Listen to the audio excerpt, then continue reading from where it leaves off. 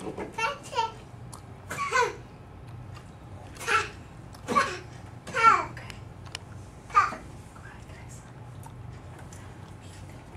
happiness and equality in an egalitarian marriage.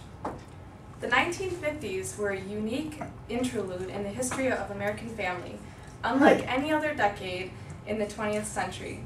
Far from being the golden age of American family life, even the happiest families, and especially the women in them, were haunted by contradictory demands and expectations. The upheavals of the following decades grew directly out of those contradictions. This is quoted from Skolnick, and this was a direct quote. Next, I'd like to share with everyone the surveys that I had sent out.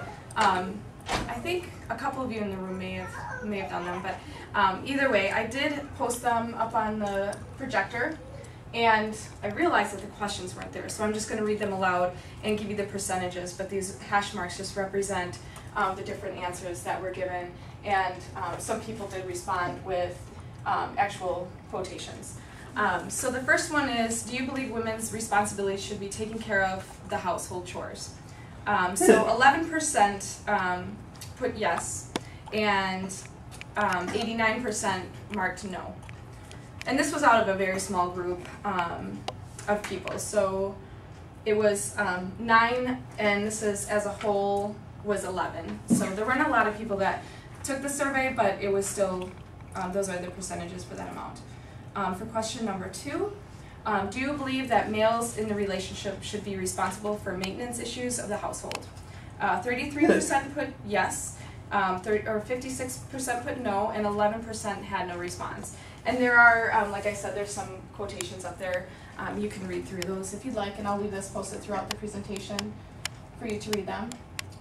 Let's see. So question number 3.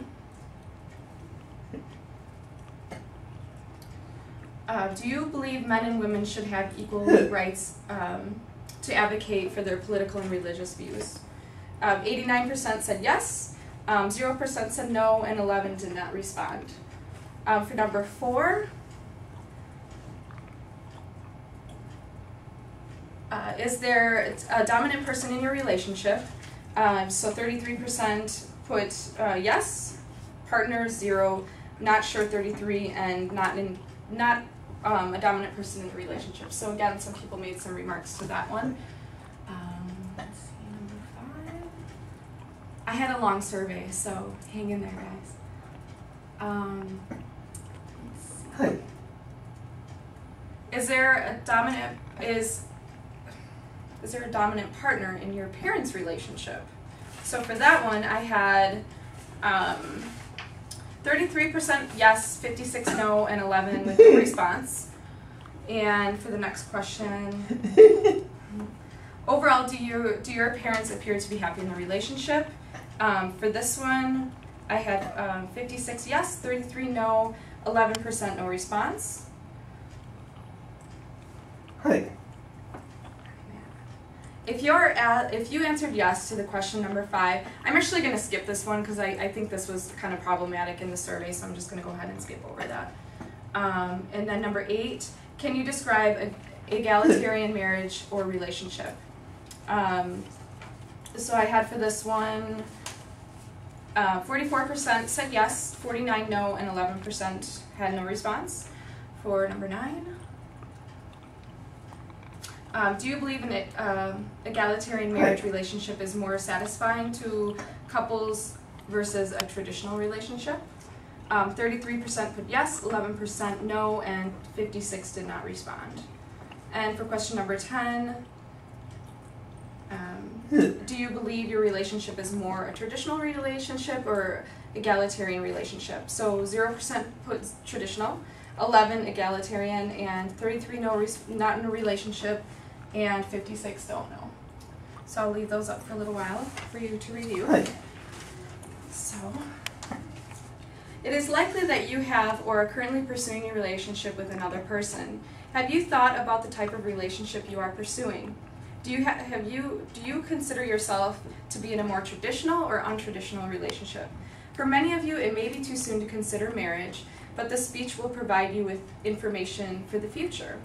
This presentation will provide information regarding egalitarian marriages and traditional marriages, and how egalitarian marriages tend to offer both partners more satisfaction in their relationship. Egalitarian marriages tend to produce greater satisfaction in partners than those defined by traditional gender roles. As you all know, there has been a major shift in the expectations and roles of men and women in modern American society. Men and women's roles have changed significantly over the 50+ years, especially in their roles in marriage. 60% of women are now employed. As a result, families are better off, not only financially but psychologically. More families have been able to purchase homes and report that they feel good about their economic status, and that's quoted from Brown's paper. In a recent survey, 80% of Americans agreed it takes 2 paychecks to support a family, and that's quoted by Bioli.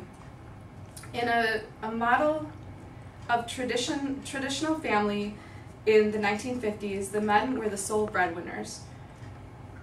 In modern time, only 9.8% of men in a marriage with children are the breadwinners, and that's from Levant.